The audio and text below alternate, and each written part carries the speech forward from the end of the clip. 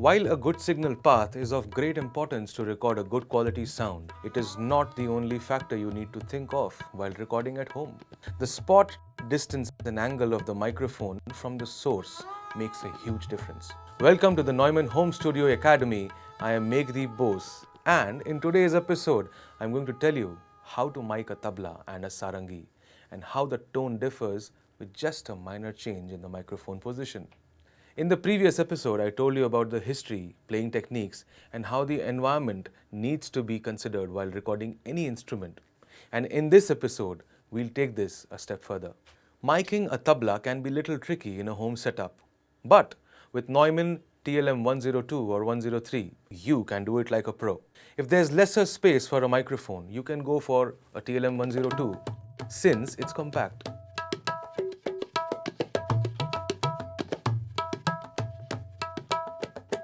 Another key feature of the TLM 102 is that it's a condenser microphone with a very smooth output.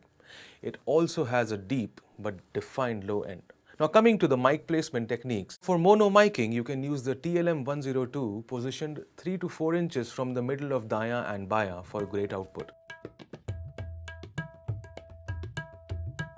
There are a variety of positions you can use to pick up a sound source, mainly being spot, distant, and their angled variations. If the microphone is positioned close to an instrument, it may sound very different versus what it would sound like when placed at a further distance.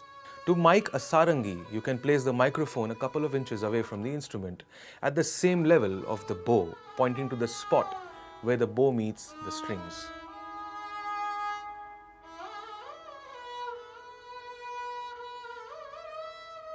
Even the slightest details of a performance could be captured using a Neumann TLM 103. It has a very smooth output as it has a more gentle presence boost with a deeper, more powerful low end.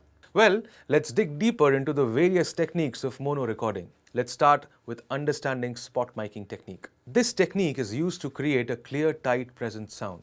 Close miking an instrument picks up a higher sound pressure level, SPL what we call, in comparison to that of a distance miking.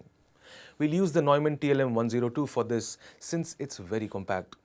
It is important to realize that microphones should be placed close to the sound source as is necessary, but not too close also.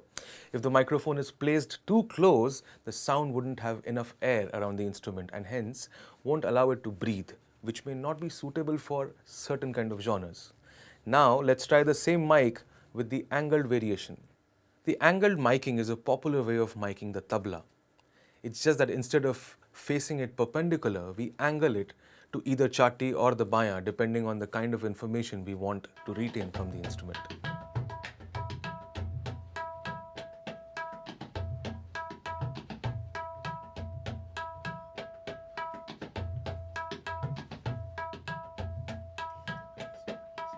Angled miking in case of sarangi captures the sound very interestingly.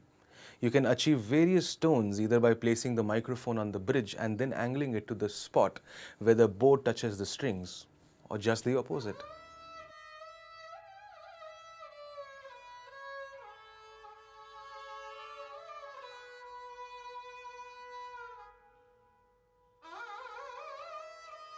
So, the angled miking is all about tilting the focus of the microphone towards the desirable area of the instrument and the kind of information you would want to capture.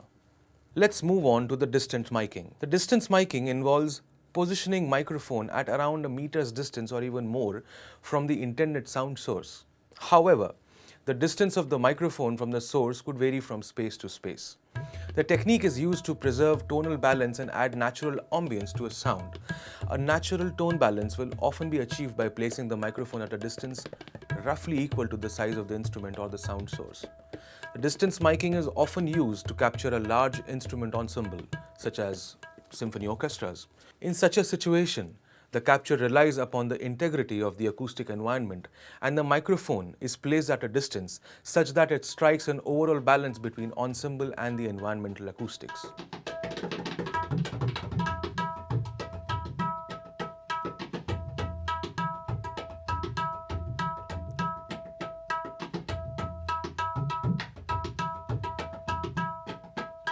One single change in the angle or position of the microphone can bring such a considerable amount of change in the sound, just the way we heard it.